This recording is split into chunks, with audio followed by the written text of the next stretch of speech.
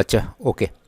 Microsoft Excel টিউটোরিয়ালে আপনাদের সবাইকে স্বাগতম। তো আমরা আজকে যে বিষয়টা করব সেটা হচ্ছে কি, কোনো একটা এখানে টেবিল আছে, মানে মাইক্রোসফট এক্সেলের টেবিলকে আমরা পিকচারে রূপান্তরিত করব এবং একটি নাম্বার লিখে আমরা যত খুশি তত সিরিয়াল নাম্বার আমরা করব, জাস্ট এক ক্লিকেই। তো চলুন কথা না বাড়িয়ে শুরু করা যাক।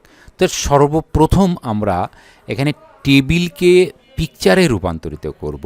টেবিলটা সিলেকশন করতে হবে, শিটের মধ্যে যে টেবিলটা আছে, লেখাটা আছে, সিলেকশন করতে হবে। করার পরে কিবোর্ড থেকে কন্ট্রোল-C দিতে হবে অথবা এখান থেকে কপি করতে হবে।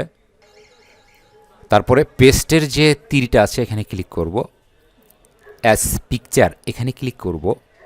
করার পরে এখানে পেস্ট অ্যাজ পিকচার এখানে ক্লিক করব। তাহলে কিন্তু দেখুন বন্ধুরা, এখানে আমাদের এটা ছবি আকারে কিন্তু তৈরি হয়ে গেছে। এখান থেকে বের করে নিয়ে আসতে হবে।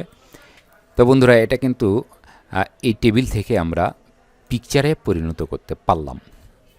তো আমরা একটি নাম্বার লিখব, একটি নাম্বার লিখেই যত খুশি তত আমরা সিরিয়াল নাম্বার করতে পারবো। একটা নাম্বার এখানে লিখে নিতে হবে। প্রথমে অবশ্যই আমাদের একটা নাম্বার লিখে নিতে হবে।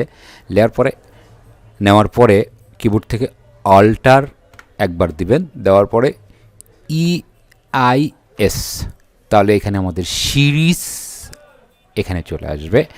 এখন series in row, series in column. Series in row দিলে রো অনুসারে নাম্বারিং হবে, আর সিরিজ ইন কলাম দিলে কলাম অনুসারে নাম্বার হবে। তো আমি এখানে সিরিজ ইন কলাম দিলাম। শুরু হবে এখানে 1 থেকে, আর নাম্বারটা শেষ হবে কত সেটা হচ্ছে স্টপ ভ্যালুতে দিতে হবে। ধরুন 1000 দিলাম এখানে। দেওয়ার পরে আমি ওকে দিব।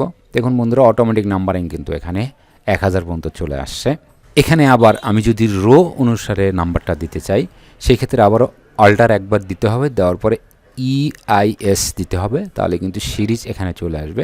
এখানে রো ক্লিক আছে, তাহলে রো 1 থেকে শুরু হবে, শেষ কত হবে, ধরুন 200 এখানে দিলাম, দিয়ে ওকে দিলাম। দেখুন একবার 200 নম্বর পর্যন্ত কিন্তু এখানে চলে আসছে। তো আশা রাখি বন্ধুরা, টেক্সট থেকে পিকচার এবং একটা নাম্বার থেকে ইচ্ছা মতো নাম্বার পরিণত করা, এটা আপনারা বুঝতে পেরেছেন। পরবর্তী টিউটোরিয়াল দেখার আমন্ত্রণ জানিয়ে আজকের মতো এখানেই শেষ করছি। ধন্যবাদ সবাইকে।